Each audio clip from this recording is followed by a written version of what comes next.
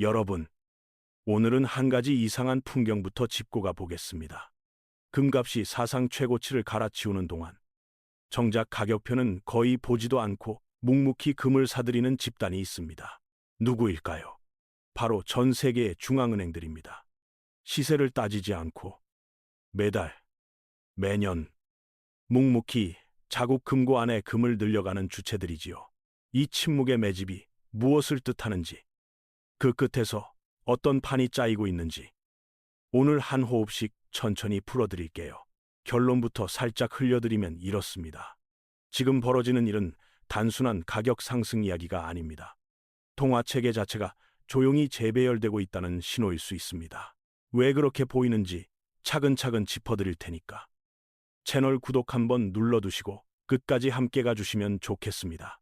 먼저 머릿속에 숫자 3개만 가볍게 담아두세요.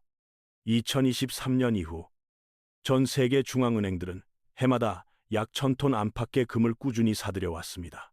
그리고 작년 2025년에는 금값이 이미 역사적 고점을 찍고 있었는데도 다시 800톤대 후반에 이르는 금이 중앙은행 금고 속으로 빨려 들어갔다는 평가가 나옵니다.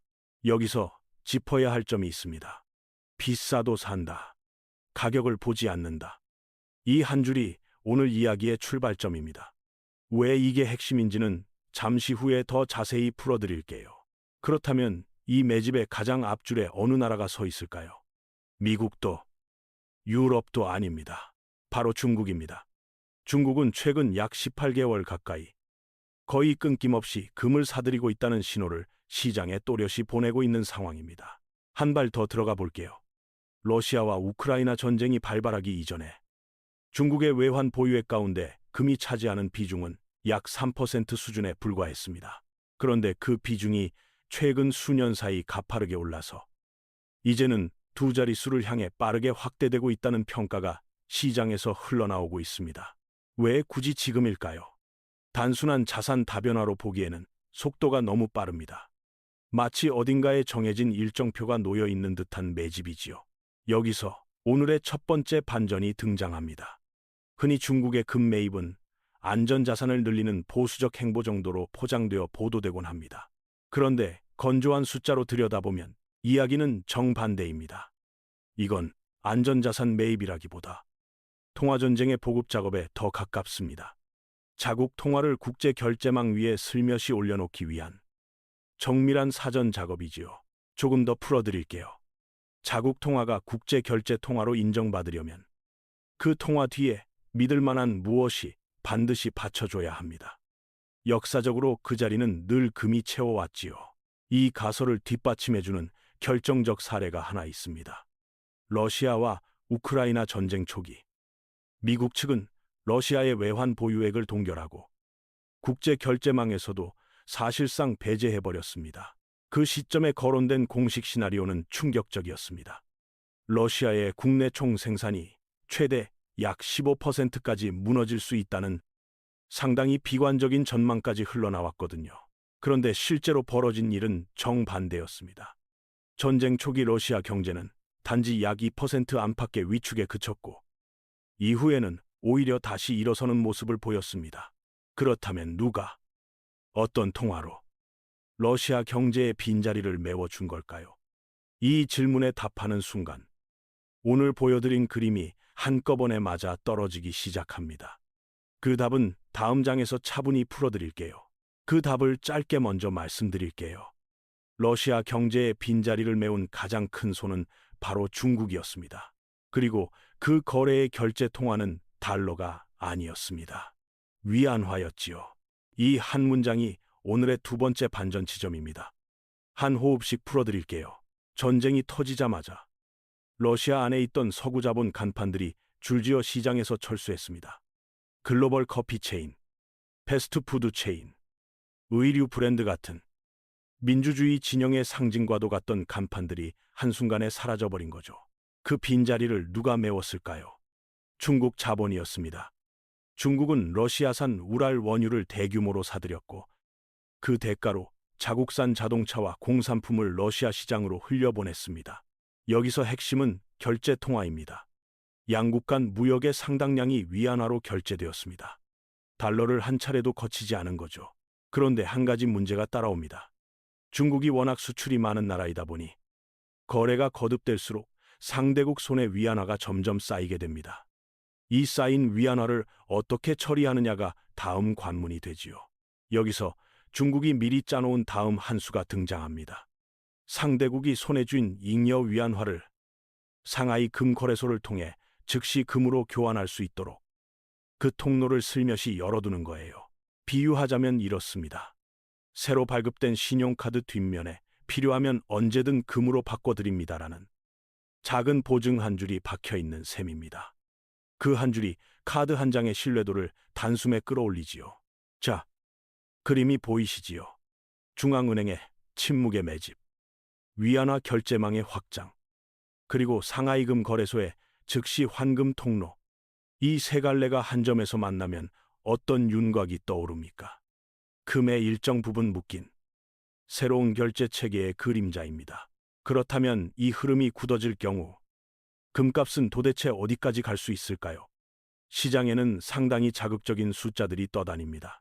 한 베스트셀러 재테크 저자는 금값이 온스당 35,000달러까지 갈 수 있다는 전망을 내놓아서 한 차례 큰 화제가 된 일이 있습니다. 현재 금 가격이 온스당 약 4,500달러 선이라는 점을 감안하면 지금 시세에서 약 8배 가까이 더 오를 수 있다는 매우 공격적인 숫자이지요. 저는 이 온스당 35,000달러라는 숫자에 그대로 동의하지는 않습니다. 그런데 그 숫자가 성립하기 위한 전제 조건을 한꺼풀 벗겨보면 의외로 무시하기 어려운 논리 구조가 드러납니다. 무엇이 충족되어야 할까요? 첫째, 기축통화인 달러에 대한 국제적 신뢰도가 지금보다 현저하게 낮아져야 합니다. 둘째, 미국 국채의 수익률이 지속적으로 흔들려야 합니다. 셋째, 주된 기축통화 옆에 새로운 통화체계가 자리를 잡아야 합니다. 그 새로운 체계의 가장 든든한 받침대 자리에 무엇이 들어갈 수 있을까요? 후보 자산을 차분히 줄 세워보면 결국 가장 앞줄에 서게 되는 것은 금이 될 가능성이 높습니다. 이유는 단순합니다. 현재 국제통화 결제에서 유로화가 차지하는 비중은 약 15%, 엔화는 약 6%, 위안화는 아직 한 자릿수 초반 수준으로 알려져 있습니다. 이 숫자들이 의미하는 바는 분명합니다. 달러의 옆자리를 단숨에 채울 만한 또 하나의 통화가 당장 등장하기는 쉽지 않다는 뜻이지요. 그렇다면 결국 통화가 아닌 자산이 그 옆자리를 일정 부분 채우게 될 가능성이 큽니다. 무위험 자산으로 분류되어 있고 어느 나라에서도 통용되며 동시에 누구의 부채도 아닌 자산. 그 좁은 조건을 한꺼번에 충족시키는 거의 유일한 후보가 바로 금입니다. 그렇다면 저는 어느 선까지 열어두고 있을까요? 저는 향후 어느 시점에 금이 온스당 10,000달러 수준까지 도달할 가능성은 충분히 열어두고 있습니다. 다만 그렇게 되기 위해서는 반드시 한 가지 거대한 장애물을 넘어야 합니다. 그 장애물의 정체는 다음 장에서 차분히 풀어드릴게요. 그 장애물의 정체는 의외로 단순합니다. 달러는 우리가 생각하는 것보다 훨씬 강합니다. 강하다는 말이 막연하게 들리실 수 있으니까 큰 위기 두 번을 잠시 떠올려 보겠습니다. 첫 번째는 2008년 글로벌 금융위기. 두 번째는 2019년부터 본격화된 코로나 팬데믹입니다. 두 번 모두 전 세계가 거의 같은 처방을 꺼냈습니다. 이른바 양적 완화, 즉 돈을 풀어서 위기를 막는 일이지요. 그런데 이 돈을 푸는 일을 가장 빠르고 가장 큰 규모로 해낼 수 있는 나라는 사실상 단 한 곳뿐입니다. 바로 미국입니다. 잠시 그 메커니즘을 가장 쉬운 말로 풀어드릴게요. 달러는 어떻게 만들어질까요? 우선 미국 재무부가 먼저 국채를 발행합니다. 그 국채를 미국 시중은행들이 사들이고 그 시중 은행이 보유한 국채를 다시 연준이 사들여주는 형태로 시중에 달러가 풀려나갑니다. 비유하자면 이렇습니다. 국채는 일종의 약속어음 종이이고 시중은행은 그 종이를 받아 보관하는 창구이며 연준은 그 종이를 다시 사가면서 실물 달러를 창구 안쪽에 흘려넣는 분배자에 가깝습니다. 이 구조의 무서움은 다른 데 있습니다. 위기가 터졌을 때 미국은 이 시스템을 통해서 사실상 무한에 가까운 달러 공급 능력을 발휘할 수 있다는 점입니다. 실제로 그 능력은 위기 때마다 작동했습니다. 2008년 글로벌 금융위기 직후에 신흥국들은 흔히 말하는 달러 경색에 시달렸습니다. 달러를 손에 쥐기가 한순간에 어려워진 거죠. 이때 미국 연준은 일부 신흥국 중앙은행과 이른바 달러 스왑을 체결했습니다. 자국 통화와 달러를 일정 환율로 1대1 교환해주고 일정 기간이 지난 뒤에 되돌려받는 임시 통로를 열어준 거예요. 우리나라도 그 수혜국 중 하나였습니다. 당시 원달러 환율이 1,500원대까지 치솟았던 험난한 국면에서 이 스왑 통로 한 줄이 시장 심리를 비교적 빠르게 진정시켰지요. 코로나 팬데믹 때에도 같은 그림이 한 번 더 반복되었습니다. 미국 연준은 거대한 달러 호스를 시장에 꽂았고 신흥국들의 달러 갈증은 다시 한번 미국발 공급으로 해소되는 모습을 보였습니다. 이 두 사례는 한 가지 사실을 거의 잔인할 정도로 또렷이 보여줍니다. 위기의 마지막 순간에 세계가 결국 손을 내미는 곳은 어디인가? 그 손이 머무는 곳은 여전히 미국이고 그 손에 쥐어지는 것은 여전히 달러입니다. 그렇다면 결론은 단순한 것처럼 보입니다. 달러는 안전하고 금은 보조자산에 불과하다. 이렇게 정리하면 마음이 편안해지지요. 그런데 여기에 오늘의 세 번째 반전이 숨어 있습니다. 2008년과 코로나 팬데믹 시기의 미국은 지금의 미국과는 같은 미국이 아닙니다. 풀어드릴게요. 그 시기를 지나오는 동안 미국은 천문학적인 규모의 국채를 추가로 찍어냈고 그 결과 정부 부채는 과거와 비교하기 어려운 수준까지 쌓였습니다. 동시에 재정적자와 무역적자가 한 몸처럼 동반 상승해 왔지요. 다시 말해 같은 처방을 한 번 더 그대로 쓸 여유 공간이 과거보다 분명히 좁아진 것은 사실입니다. 달러가 약해졌다는 뜻은 아닙니다. 달러가 의지해야 할 안방의 천장이 조금 낮아졌다는 뜻입니다. 바로 이 지점에서 새로운 통화 질서를 모색하는 흐름이 자라났습니다. 흔히 브릭스 국가들이라 불리는 신흥국 묶음은 새로운 결제 체계를 진지하게 탐색하기 시작했고 한 글로벌 매크로 전략가는 이러한 변화를 새로운 형태의 브레튼우즈 체제라고 부른 일이 있습니다. 이 표현은 가볍게 흘려들으실 만한 단어가 아닙니다. 풀어서 말씀드리면 이런 뜻이지요.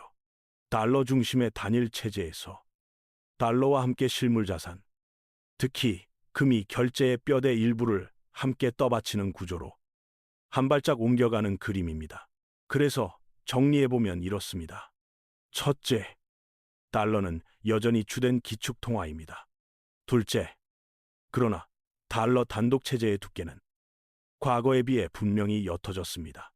셋째, 그 빈자리를 단번에 차지할 또 하나의 통화는 보이지 않고 결국 그 자리에 일정 부분 금이 끼어들 가능성이 큽니다.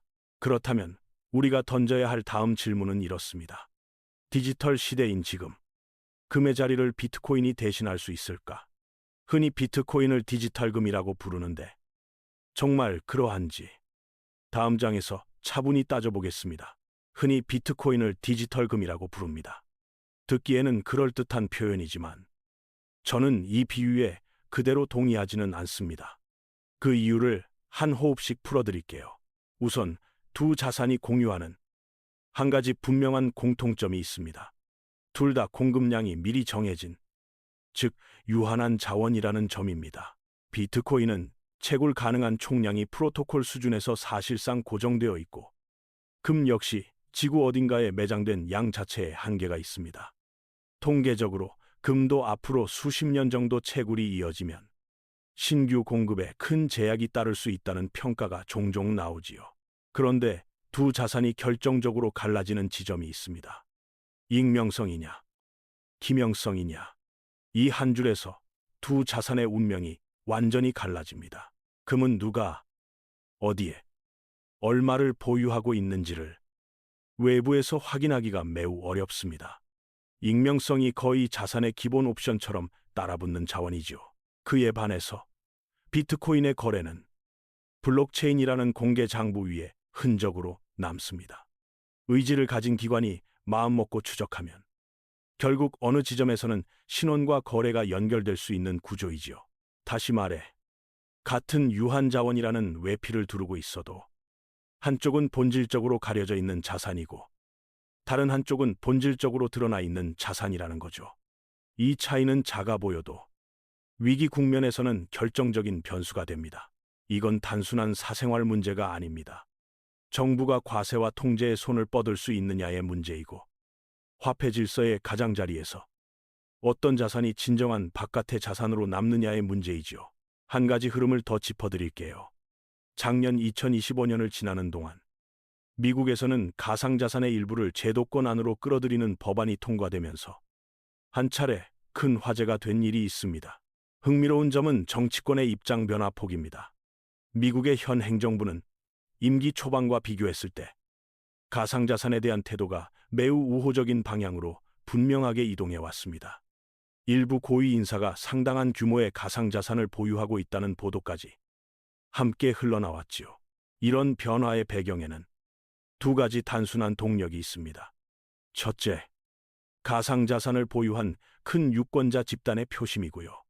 둘째, 그 산업의 자금력을 정치 자금으로 끌어들이려는 셈법입니다. 이 두 갈래가 만나면 입장 변화는 그리 어렵지 않게 일어나지요. 그렇다면 비트코인이 제도권 안으로 들어왔다는 사실은 무엇을 의미할까요?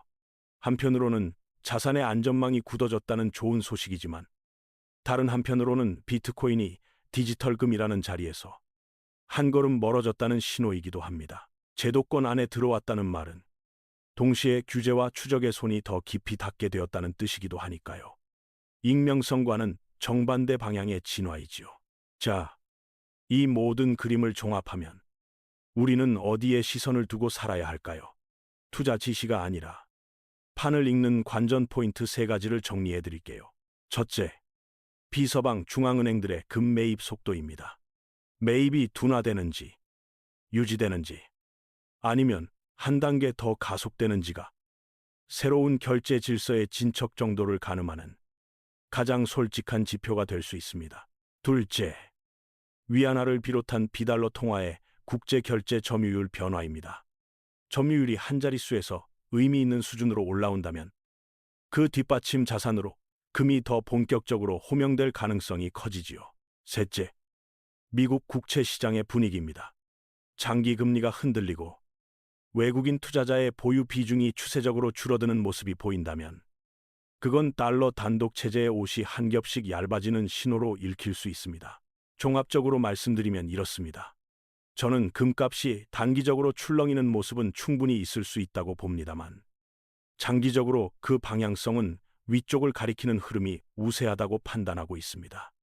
다만 그 흐름의 속도가 어느 정도일지는 누구도 단언할 수 없겠지요. 그래서 자산의 한쪽 구석에 금이 일정 부분 자리를 잡고 있는 것은 미래를 점치기 위해서가 아니라 구조가 바뀌는 시기를 견디기 위한 옷 한 벌에 가깝습니다.